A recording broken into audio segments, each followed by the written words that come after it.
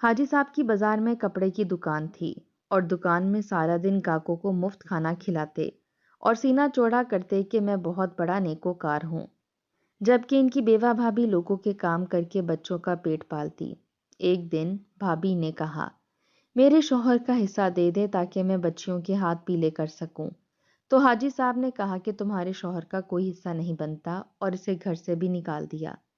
جب دکان پر پہنچے تو وہاں رش لگا ہوا تھا اور حاجی صاحب کے قدموں تلے سے زمین نکل گئی۔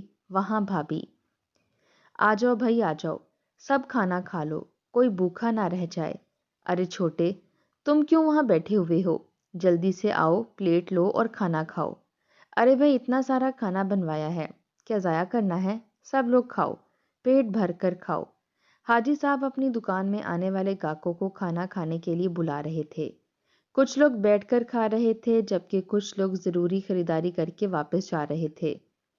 جو گاہک بغیر کھانا کھائے جانے لگتے، حاجی صاحب انہیں آوازیں دے دے کر روک لیتے تھے۔ ان کی بازار میں کپڑے کی دکان تھی جس پر ہمہ وقت رش لگا رہتا تھا۔ دکان پر 8 لڑکے رکھے ہوئے تھے مگر اس کے باوجود ہر وقت بھگدڑ مچی رہتی تھی۔ بہت سے گاہکوں کو اپنی مرضی کا کپڑا لینے کے لیے خاصا انتظار کرنا پڑتا تھا۔ بازار میں کپڑے کی بے شمار دکانیں تھیں مگر حاجی صاحب کی دکان سب سے زیادہ مشہور تھی۔ اس مشہوری کی وجہ کپڑوں کی ورائٹی کم اور وہاں گاہکوں کو کھلایا جانے والا مفت کھانا زیادہ تھا۔ حاجی صاحب پورا دن دکان میں کھڑے ہو کر گاہکوں کو مفت کھانا کھلاتے اور سینہ چوڑا کر کے فخر سے کہتے تھے کہ دیکھو میں کتنا بڑا نیکوکار ہوں، کتنے اجر کا کام کرتا ہوں، بھوکے لوگوں کو کھانا کھلاتا ہوں۔ میری دکان سے آج تک کوئی بھوکا واپس نہیں گیا۔ میں بھوکے کا پیٹ بھرتا ہوں، اسی لیے اللہ کا مجھ پر خاص کرم ہے۔ پورے بازار میں سب سے زیادہ میری دکان چلتی ہے۔ وہ بات بات پر اپنی نیکی کی قصے سناتے، کہتے کہ کبھی کبھی تو اتنے گاہک آ جاتے ہیں کہ 8 لڑکے بھی کم پڑ جاتے ہیں اور مجھے دہاڑی پر مزید لڑکے رکھنے پڑتے ہیں۔ ان کی باتوں میں غرور بھی ہوتا اور دکھاوا بھی، مگر سننے والوں کو یہی لگتا کہ حاجی صاحب واقعی بہت بڑے نیک دل انسان ہیں۔ لوگ حاجی صاحب کی تعریفوں میں اس قدر مگن رہتے کہ انہیں کوئی اور حقیقت نظر ہی نہیں آتی تھی۔ ہر شخص حاجی صاحب کے گن گاتا، جسے بھی بھوک لگتی بلا جھجک حاجی صاحب کی دکان پر آ جاتا اور گاہکوں کے ساتھ بیٹھ کر مفت کا کھانا کھاتا۔ کوئی پوچھنے والا نہیں ہوتا تھا کہ یہ کون ہے، کہاں سے آیا ہے۔ کھانا بھی اچھا خاصا عمدہ ہوتا تھا، دیگوں سے اٹھتی خوشبو سے ہی طبیعت خوش ہو جاتی تھی۔ لوگ کھاتے جاتے اور حاجی صاحب کو دعائیں دیتے جاتے۔ پورے بازار میں حاجی صاحب کی نیک نامی کا چرچا تھا۔ دکاندار ان کی مثالیں دیتے، لوگ کہتے کہ اللہ نے حاجی صاحب کو دل بھی دیا ہے اور رزق بھی، مگر اس چمکتی ہوئی نیکی کے پیچھے ایک سیاہ سایہ بھی چھپا ہوا تھا جسے بہت کم لوگ جانتے تھے۔ حقیقت یہ تھی کہ حاجی صاحب غضب کے لٹیرے تھے۔ انہوں نے اپنی دکان پر باقاعدہ لوٹ مار کا نظام بنا رکھا تھا۔ جو کپڑا ہزاروں روپے کا آتا تھا وہ حاجی صاحب کی دکان سے 17 یا 1800 روپے میں فروخت ہوتا تھا۔ سادے گاہکوں کو اچھی ورائٹی دکھا کر ان سے من مانے دام وصول کیے جاتے تھے۔ بھولے بھولے لوگ یہ سمجھتے کہ شاید کپڑا واقعی ہی قیمتی ہے، کیونکہ حاجی صاحب جیسے نیک انسان جھوٹ کیسے بول سکتے ہیں۔ حاجی صاحب کو معلوم تھا کہ ان کی نیکی کا شور ان کی دکان کے ہر غلط کام پر پردہ ڈال دیتا ہے۔ لوگ ان کی قیمتوں پر سوال نہیں اٹھاتے تھے، کوئی کہتا بھی تو دوسرا فوراً کہہ دیتا کہ چھوڑو یار، حاجی صاحب تو مفت کھانا کھلاتے ہیں، اللہ والے لوگ ہیں۔ اس یقین کا فائدہ اٹھا کر حاجی صاحب دن دگنی رات چگنی ترقی کر رہے تھے۔ دکان کے اندر ایک طرف دیگیں چولہے پر چڑھی ہوتی اور دوسری طرف ترازو پر کپڑا تولتے وقت ہاتھ کی صفائی دکھائی جاتی، مگر کسی کو اس بات کی پرواہ نہیں تھی۔ لوگ پیٹ بھر کر کھانا کھاتے اور دل بھر کر دعائیں دیتے اور حاجی صاحب انہی دعاؤں کے سہارے اپنی ہر زیادتی کو جائز سمجھتے تھے۔ ان کے چہرے پر ہر وقت مسکراہٹ رہتی، مگر اس مسکراہٹ کے پیچھے لالچ اور خود غرضی چھپی ہوئی تھی۔ وہ نیکی کو عبادت نہیں بلکہ کاروبار سمجھتے تھے۔ جتنا زیادہ کھانا اتنا زیادہ رش، اور جتنا زیادہ رش اتنا زیادہ منافع۔ اسی دکان کی چکا چوند میں ایک ایسا سچ بھی تھا جسے حاجی صاحب نے خود اپنے ہاتھوں سے چھپایا ہوا تھا۔ وہ سچ ان کے گھر سے نکالی گئی بیوہ بھابھی اور اس کے یتیم بچوں کا تھا، مگر فی الحال بازار حاجی صاحب کی نیکی کے شور میں اتنا گم تھا کہ کسی کو یہ سچ سننے کی فرصت ہی نہیں تھی۔ اس دن دکان پر معمول سے کچھ زیادہ ہی رش تھا، مگر حاجی صاحب اس دن دکان پر زیادہ دیر نہ بیٹھ سکے۔ سر میں شدید درد تھا اور دل بھی عجیب سا بھاری لگ رہا تھا۔ دیگوں کی خوشبو جو روز انہیں اچھی لگتی تھی آج متلی پیدا کر رہی تھی۔ بار بار پسینہ آ رہا تھا۔ انہوں نے ایک لڑکے کو پاس بلایا اور کہا کہ میری طبیعت ٹھیک نہیں ہے، میں گھر جا رہا ہوں، تم لوگ دکان سنبھالو۔ لڑکے نے فوراً سر ہلا دیا۔ حاجی صاحب معمول سے کافی پہلے گھر آ گئے۔ دروازہ کھولا تو گھر میں خاموشی تھی۔ وہ صحن میں داخل ہوئے تو دیکھا کہ چارپائی کے پاس کوئی بیٹھا ہوا ہے۔ ذرا غور کیا تو پہچان گئے کہ وہ ان کی بھاوج ہیں، وہی بیوہ بھاوج جن کا شوہر کئی سال پہلے فوت ہو چکا تھا۔ سر پر سادہ سا دوپٹہ تھا، چہرہ تھکا ہوا اور آنکھوں میں انتظار صاف نظر آ رہا تھا۔ ساتھ ہی ان کی 2 بچیاں بھی خاموش بیٹھی تھیں، وہ بھی بہت زیادہ سادہ تھیں۔ حاجی صاحب کو انہیں دیکھ کر اچھا نہیں لگا، چہرے پر ناگواری آ گئی۔ دل ہی دل میں سوچا یہ پھر آ گئی۔ انہوں نے بیزار لہجے میں کہا تم یہاں کیا کر رہی ہو؟ بھاوج فوراً کھڑی ہو گئیں، کہنے لگیں بھائی صاحب میں روز آتی ہوں آپ سے ملنے، مگر آپ دکان سے بہت دیر سے آتے ہیں۔ آج سنا تھا طبیعت خراب ہے، اس لیے سوچا شاید بات ہو جائے۔ حاجی صاحب نے بیزار انداز میں کہا ہاں بولو کیا بات ہے، میں پہلے ہی ٹھیک محسوس نہیں کر رہا۔ بھاوج نے کچھ لمحے خاموش رہ کر ہمت جمع کی، پھر آہستہ آواز میں بولی بھائی صاحب میں آپ کے پاس ایک ضروری بات لے کر آئی ہوں۔ میں زیادہ کچھ نہیں مانگ رہی، بس اپنے شوہر کا حق مانگنے آئی ہوں۔ جو جائیداد ہمارے سسر نے چھوڑی تھی اس میں میرے شوہر کا بھی حصہ بنتا ہے۔ حاجی صاحب نے چونک کر ان کی طرف دیکھا، آنکھوں میں حیرت کے ساتھ غصہ بھی آ گیا۔ بھاوج بات جاری رکھتے ہوئے بولی میں نے اپنی بچیوں کے رشتے اچھے گھروں میں طے کر دیے ہیں، لڑکے شریف ہیں مگر شادی کے خرچے کے لیے پیسے نہیں ہیں۔ میں لوگوں کے گھروں میں کام کر کے اپنا اور بچوں کا پیٹ پال سکتی ہوں مگر ان کی شادی نہیں کر سکتی، اس لیے ہاتھ جوڑ کر آپ سے اپنے شوہر کا حصہ مانگ رہی ہوں تاکہ اپنی زندگی میں اس فرض سے سبکدوش ہو جاؤں۔ یہ سنتے ہی حاجی صاحب کا چہرہ سرخ ہو گیا، آنکھیں غصے سے پھیل گئیں۔ انہوں نے اونچی آواز میں کہا کیا بکواس کر رہی ہو تم؟ کس حصے کی بات کر رہی ہو؟ بھاوج نے ڈرتے ہوئے کہا بھائی صاحب وہی گھر، وہی دکان اور زمین جو اب آپ کے پاس ہے، میرے شوہر نے بھی تو اس گھر کے لیے کام کیا تھا، میرے شوہر نے بھی تو آپ کے برابر محنت کی تھی۔ یہ سن کر حاجی صاحب کا غصہ اور بڑھ گیا۔ انہوں نے غصے میں کہا تمہارے شوہر کا جائیداد میں کوئی حصہ نہیں بنتا، سب کچھ میرے نام ہے، میں نے سب کچھ سنبھالا ہے، تم لوگ تو بس بوجھ ہو جو نہ جانے کتنے وقت سے میرے سر پر سوار ہو۔ بھاوج کی آنکھوں سے آنسو بہنے لگے۔ انہوں نے کانپتی آواز میں کہا بھائی صاحب ہم بوجھ نہیں تھے، میرے شوہر نے بھی محنت کی تھی، اب وہ نہیں رہے تو کیا ان کے بچوں کا بھی کوئی حق نہیں؟ یہ بات حاجی صاحب کو اور بھی ناگوار گزری۔ انہوں نے سخت لہجے میں کہا بس بہت ہو گیا، یہ سب ڈرامہ بند کرو، دفع ہو جاؤ یہاں سے، آج کے بعد میرے گھر مت آنا اور دوبارہ یہ حصے والا موضوع نہ چھیڑنا۔ بھاوج نے روتے ہوئے کہا بھائی صاحب میری بات تو سن لیں، یہ میری بچیوں کی زندگی کا سوال ہے، میں ہاتھ جوڑتی ہوں۔ مگر حاجی صاحب نے ایک نہ سنی۔ انہوں نے دروازے کی طرف اشارہ کرتے ہوئے کہا ابھی نکل جاؤ، مجھے مزید ایک لفظ بھی نہیں سننا۔ بھاوج سسکیاں بھرتی ہوئی پیچھے ہٹ گئیں۔ بچیاں ماں کے پیچھے چل پڑیں۔ بھاوج نے جاتے جاتے کہا اللہ گواہ ہے میں نے حق مانگا ہے، خیرات نہیں۔ حاجی صاحب نے خود جا کر دروازہ کھولا اور سختی سے کہا جلدی کرو اور کل تک میرا کوارٹر بھی خالی کر دینا، آج کے بعد تم لوگوں کو وہاں بھی رہنے کے لیے اجازت نہیں، اگر مفت میں تم لوگوں کو رہنے کے لیے جگہ دے دی تو تم لوگ میرے سر کو آ گئے ہو۔ اچھا تھا در در کی ٹھوکریں کھاتے، تب تمہیں احساس ہوتا کہ میں نے تمہاری کتنی بڑی مدد کی تھی۔ جب بھاوج دروازے سے باہر آ گئیں تو انہوں نے آخری بار ہمت کر کے کہا بھائی صاحب کم از کم ہمیں وہ کوارٹر تو رہنے دیں جو آپ نے دیا تھا، ہم کہیں اور نہیں جا سکتے۔ حاجی صاحب نے طنزیہ لہجے میں کہا وہ کوارٹر بھی میرا ہے، کل ہی خالی کر دو، مجھے کسی پر احسان رکھنے کا شوق نہیں۔ یہ سن کر بھاوج وہیں بیٹھ کر رو پڑیں۔ بچیاں ماں سے لپٹ گئیں، مگر حاجی صاحب کا دل نہ پسیجا۔ انہوں نے دروازہ بند کر لیا۔ اندر آ کر وہ چارپائی پر بیٹھ گئے۔ دل میں عجیب سی گھبراہٹ تھی، مگر وہ خود کو سمجھاتے رہے کہ میں نے ٹھیک کیا ہے۔ اگر ایک کو دے دیا تو سب مانگنے آ جائیں گے۔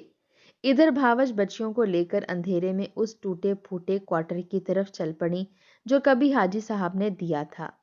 راستے میں آنسو تھمنے کا نام نہیں لے رہے تھے۔ بچیوں نے پوچھا، اماں اب ہم کہاں جائیں گے؟ بھاوج خاموش رہیں۔ اس کے پاس کہنے کے لیے کچھ بھی نہیں بچا تھا۔ آج اپنا حق مانگا تھا تو اس جگہ سے بھی محروم کر دی گئی تھیں جو کبھی ان کا سر چھپانے کے کام آئی تھی۔ اگلے دن حاجی صاحب نے آدمی بھیج کر وہ کوارٹر بھی خالی کروا دیا۔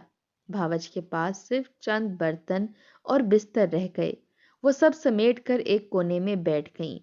اس دن حاجی صاحب نے ایک بیوہ عورت کو اس کے حق سے محروم کیا تھا، اور اسی دن ان کے سکون کی بنیاد بھی ہل گئی تھی۔ یہ وہ دن تھا جس کے بعد ان کی زندگی آہستہ آہستہ بدلنے والی تھی۔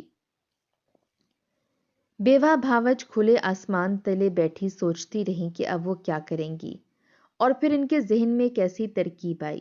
کچھ دیر تو وہ جھجک میں رہیں، مگر پھر اپنا دل مضبوط کرتے ہوئے فیصلہ کر لیا تھا۔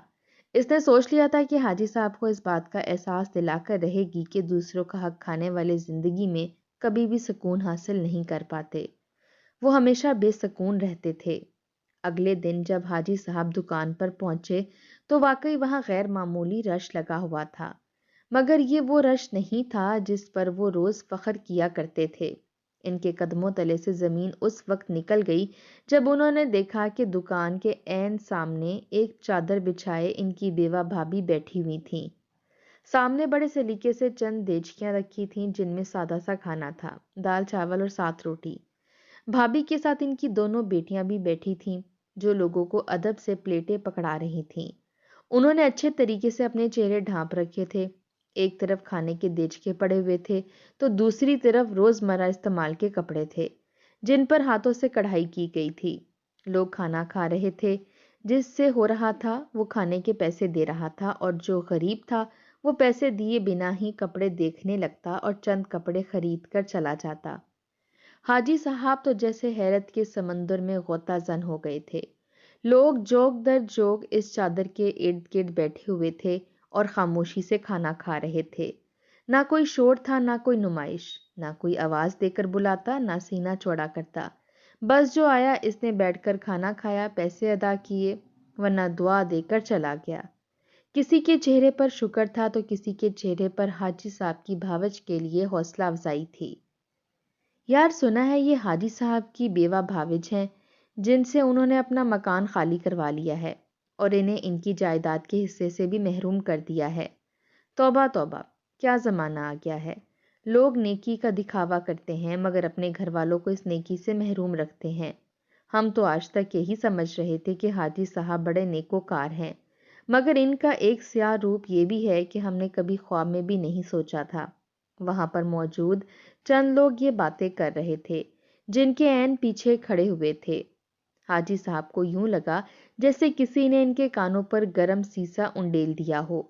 وہ وہیں پر کھڑے رہ گئے، ان کے منہ سے ایک لفظ بھی نہ نکلا۔ ان کے رکھے ہوئے لڑکے بھی سہم کر ایک دوسرے کو دیکھنے لگے۔ آج دکان کے اندر گاہک کم تھے اور باہر بھابھی کے گرد زیادہ تھے۔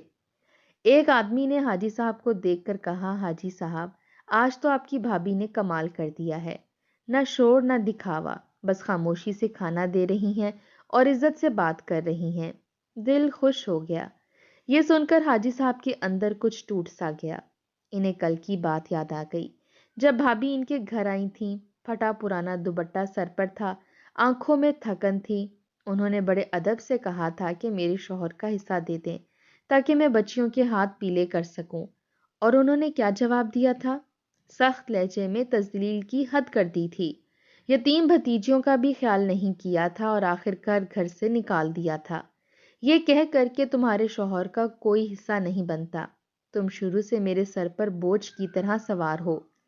آج وہی بھابھی بازار کے بیچوں بیچ بیٹھی تھیں، نہ کسی سے مانگ رہی تھیں، نہ کسی پر احسان جتا رہی تھیں۔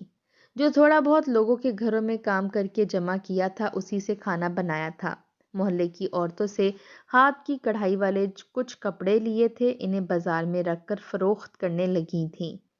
بازار میں بیچنے پر گھروں کی نسبت یہاں پر اچھے دام مل رہے تھے۔ ایک طرح سے اس کا اپنا کاروبار شروع ہو گیا تھا۔ حاجی صاحب سب چیزوں کا مشاہدہ کر رہے تھے اور دل ہی دل میں پچھتا رہے تھے کہ انہوں نے کل اپنی بھاوج کو خالی ہاتھ کیوں بھیجا۔ اگر وہ چاہتے تو 2-3 دن کا کھانا اپنی دکان سے بھیج کر اپنی بھابھی کی مدد کر سکتے تھے، مگر انہوں نے ایسا نہیں کیا۔ ایک بوڑھی عورت نے کھانا کھا کر بھابھی کے سر پر ہاتھ رکھا اور کہا، بیٹی اللہ تمہیں سلامت رکھے، تم نے ہمیں عزت سے کھانا کھلایا ہے، تم دیکھنا اللہ تمہاری ساری پریشانیاں دور کر دے گا۔ بیٹی میرے پاس دینے کے لیے پیسے نہیں ہیں اور میں 2 دن سے بھوکی تھی، اس لیے یہاں بیٹھ کر کھانا کھا لیا۔ بھابھی کی آنکھوں میں آنسو آ گئے مگر لبوں پر مسکراہٹ رہی۔ انہوں نے آہستہ سے کہا، دعا کر دیں بس یہی کافی ہے۔ حاجی صاحب کی نظریں بار بار لوگوں کی پلیٹوں پر جا رہی تھیں۔ وہ کھانا جو سادہ تھا مگر دل سے بنا تھا، اور پھر انہیں اپنی دیگیں یاد آ گئیں جن پر وہ روز فخر کیا کرتے تھے، جن کا مقصد صرف تعریف اور مشہوری تھا۔ آہستہ آہستہ بات پورے بازار میں پھیل گئی۔ لوگ ایک دوسرے کو بتانے لگے کہ یہ حاجی صاحب کی بھابھی ہیں جنہیں انہوں نے گھر سے نکال دیا۔ یہ سن کر کئی لوگ حیران ہوئے اور کئی کے چہرے بدل گئے۔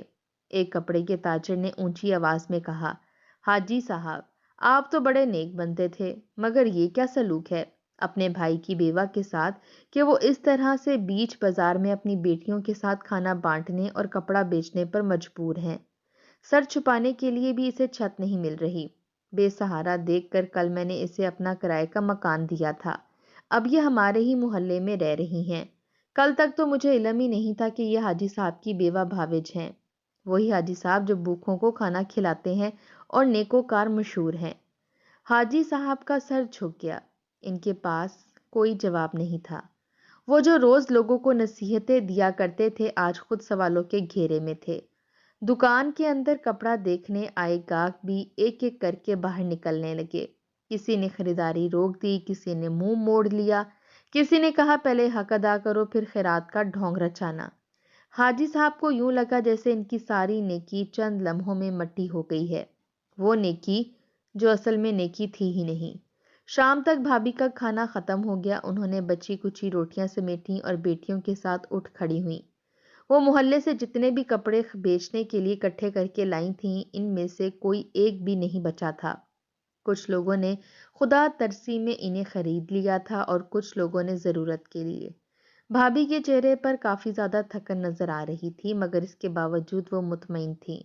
وہ اپنے کرائے کے مکان میں جانے کے لیے اپنی بیٹیوں کا ہاتھ پکڑ کر آگے بڑھیں۔ تبھی حاجی صاحب آگے بڑھے، ان کی آواز بھرا گئی تھی۔ انہوں نے کہا کہ بھابھی گھر چلیں، میں اپنے کیے پر شرمندہ ہوں، آپ سے معافی مانگتا ہوں۔ بھابھی نے پہلی بار ان کی طرف دیکھا۔ حاجی صاحب واقعے میں ہی شرمندہ نظر آ رہے تھے، ان کے چہرے پر ندامت صاف دیکھی جا سکتی تھی۔ انہوں نے کہا کہ حاجی صاحب گھر تو آپ نے خود چھین لیا تھا، اب اللہ نے جہاں عزت دی وہی میرا گھر ہے۔ یہ کہہ کر وہ وہاں سے چلی گئیں۔ لوگوں نے خود بخود راستہ دے دیا۔ اس دن کے بعد حاجی صاحب کی دکان ویسی نہ رہی، نہ وہ رش رہا، نہ وہ تعریفیں، اور نہ ہی وہ سینہ چوڑا کر کے نیکی جتانے والا حاجی صاحب رہا۔ وہ دن بدن دھیمے پڑتے جا رہے تھے۔ دکان پر کام کرنے والے لڑکوں کی تعداد بھی کم ہو گئی۔ حاجی صاحب بھی ہر وقت سر جھکا کر بیٹھے رہتے تھے۔ انہیں سوچوں میں گم دیکھ کر اکثر ہی بازار والے کوئی نہ کوئی جملہ ان پر اچھال دیا کرتے۔ بیوہ بھاوج نے کھانے کا سٹال لگانا بند کر دیا تھا، بلکہ وہ اپنے گھر میں ہی بھوکے لوگوں کو کھانا کھلانے لگیں۔ دکاندار گھر میں جا کر ان سے سارے کپڑے خرید لایا کرتے تھے۔ سبھی نے حاجی صاحب کی بیوہ بھاوج پر مہربانی کی تھی، بس حاجی صاحب خود ہی ان پر کوئی مہربانی نہیں کر سکے تھے۔ ان کے پاس نیکی کا کتنا بڑا موقع آیا تھا مگر وہ خود ہی اس سے محروم ہو گئے تھے۔ اس بات پر وہ جتنا پچھتاتے اتنا ہی کم تھا۔ کچھ دن بعد خبر آئی کہ حاجی صاحب نے دکان بیچ دی ہے اور بھائی کے بچوں کا حصہ ان کے نام کر دیا ہے۔ بھابھی نے حاجی صاحب کا شکریہ ادا کیا تھا اور تھوڑے عرصے میں ہی اپنی بچیوں کی شادیاں کر دیں۔ حاجی صاحب کے گھر بھی وہ آنے جانے اور ملنے ملانے لگی تھیں۔ وہ سمجھ گئی تھی کہ حاجی صاحب شرمندہ تھے اور انہیں صرف معافی چاہیے تھی۔ جب خدا نے معاف کرنے کا بڑا اجر رکھا ہے تو وہ حاجی صاحب کو معاف کیسے نہ کرتے؟